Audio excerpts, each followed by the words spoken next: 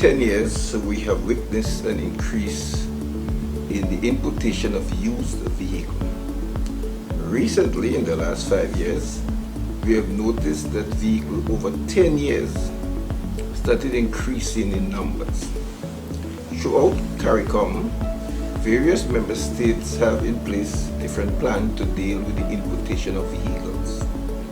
And so we looked at what the other member states were doing and decided that in Grenada we must come up with a policy to help deal with the importation of used vehicles. And the cabinet decided that vehicles older than 10 years will not be permitted to come into Grenada. There are a number of concerns here. The major one is the environment. You will see these vehicles, derelict vehicles, all over the island, and it's a cost to government to then go and clear it up.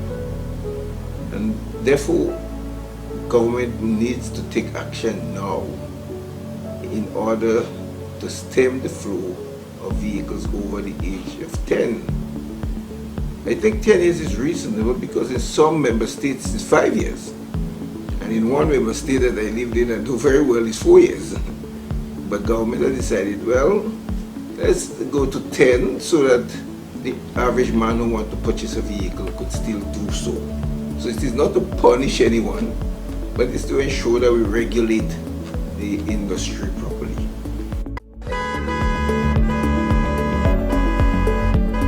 On the decision of Cabinet after consultation with all stakeholders, Prime Minister Dr. The Right Honourable Keith Mitchell announced in the 2020 budget presentation that vehicles 10 years and over will be officially banned from entering the shores of Grenada. Mr. Speaker, as Grenada continues its efforts to protect the environment, by June 2020, government will introduce a ban on the importation of vehicles exceeding 10 years, Mr. Speaker. Mr. Speaker, it might not be popular, but it's right. We got to protect our country.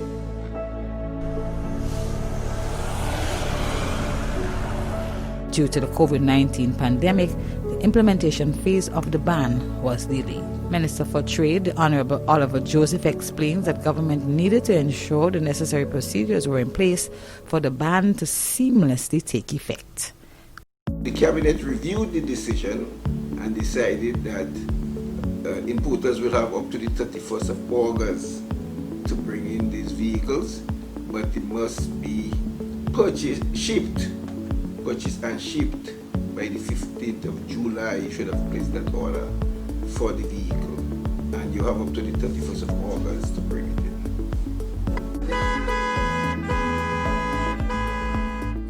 The ban on vehicles 10 years and older is intended to protect the environment while at the same time help to reduce the negative effects on the pockets of prospective vehicle owners.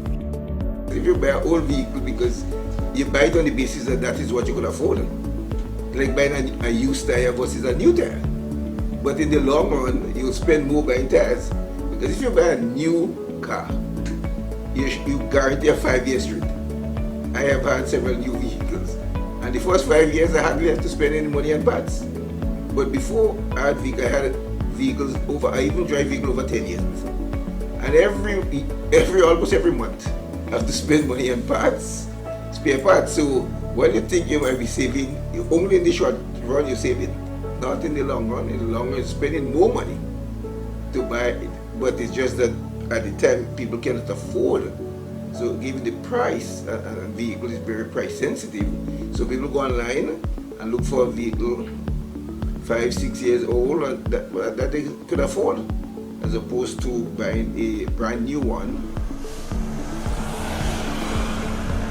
According to Minister Joseph, over the last 5 years, government has seen a rapid increase in the used vehicles coming into the country. At the end of 2018, there were 32,761 vehicles registered. I'm sure there would be some that are not registered, but you could only go by the official figure. 32,761 registered vehicles in Grenada at the end of 2018. I'm sure by now, when we get the 2019 figures, it will be more, because we are not seeing less, we are seeing more vehicles coming in. That is really in itself not a bad thing. It shows that people have more disposable income, so they invest in the vehicle.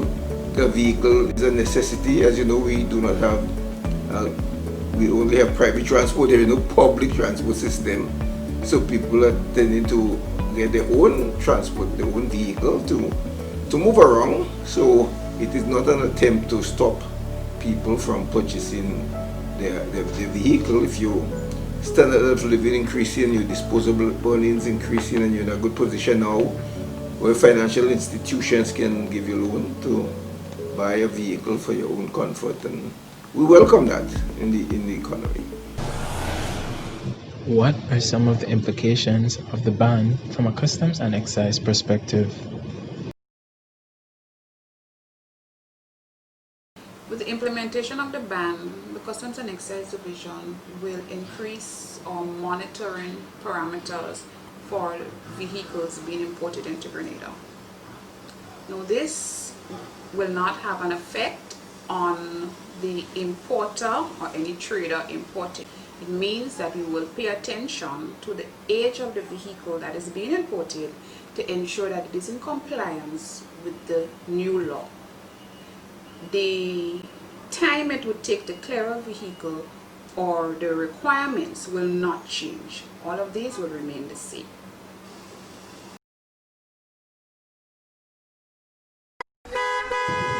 Are there any changes to the rate?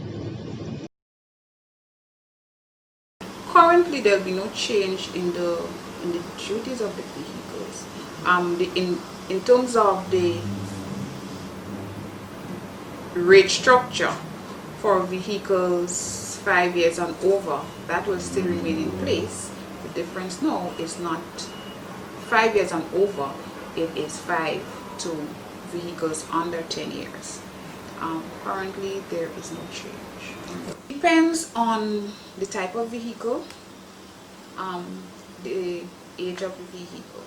So, for example, a vehicle that would be between 5 and now with the ban, less than 10 years. If it is a car, it would be 159.21%. Are there any exemptions? There are some exemptions to the ban on vehicles. Some vehicles would be allowed, and the division is aware of that. So this would be considered when we are putting parameters in place to monitor and control the import of the vehicles.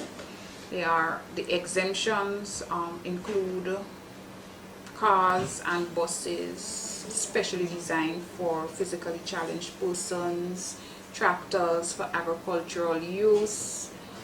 There's also exemptions for special purpose vehicles such as fire trucks and concrete mixers, and also for trucks that are used on the docks and on the airport. Are there any implications on the processes? We anticipate the implementation of the ban to be a smooth process.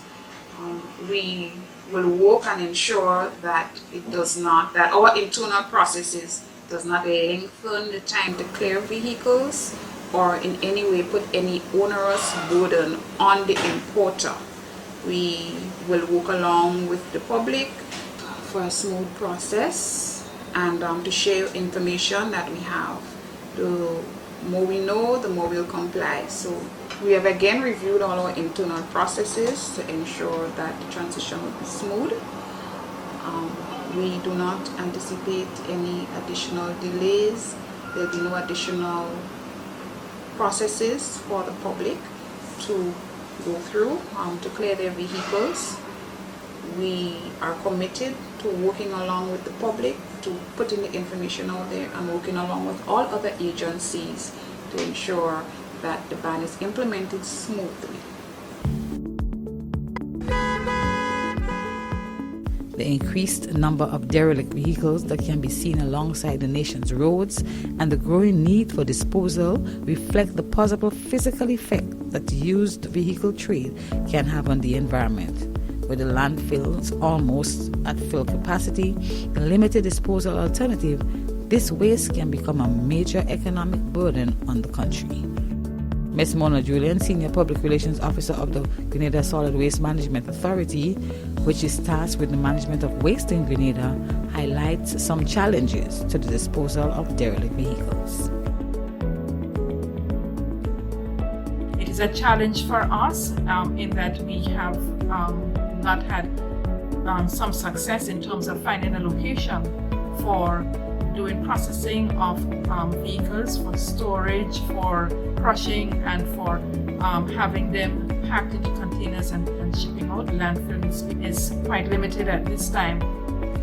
And of course, the whole issue of trying to extend on the life of our landfill facility. As I mentioned, we have just about 5 years left and perseverance, and we have to try as much as possible to extend on the life of our facility by limiting the amount of waste that we put in.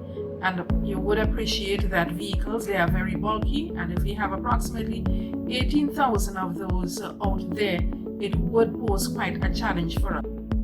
Ms. Julian spoke about the importance of this restriction imposed by government. Even with the process of compacting the vehicles into metal blocks, this is also a challenge for us. It costs us to create the metal blocks, and currently there are no markets for the metal bales, and so we have also the challenge of storage space on the landfill once these vehicles are made into the metal bales. Now, that with the approximate 18,000 vehicles out on streets, on the roadsides, and on private properties, etc., there is the public health issues associated with them being out in the public and us not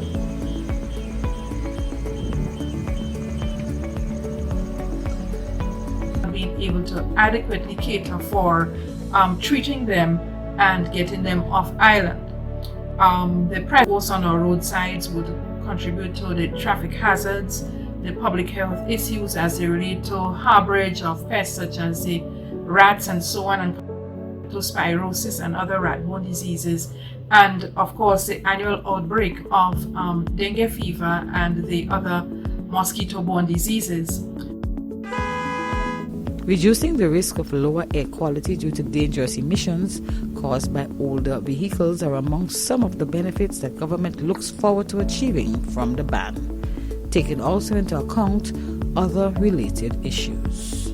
As part of this initiative, a 50% duty and tax-free concession on the importation of electric and hybrid vehicles will also be implemented.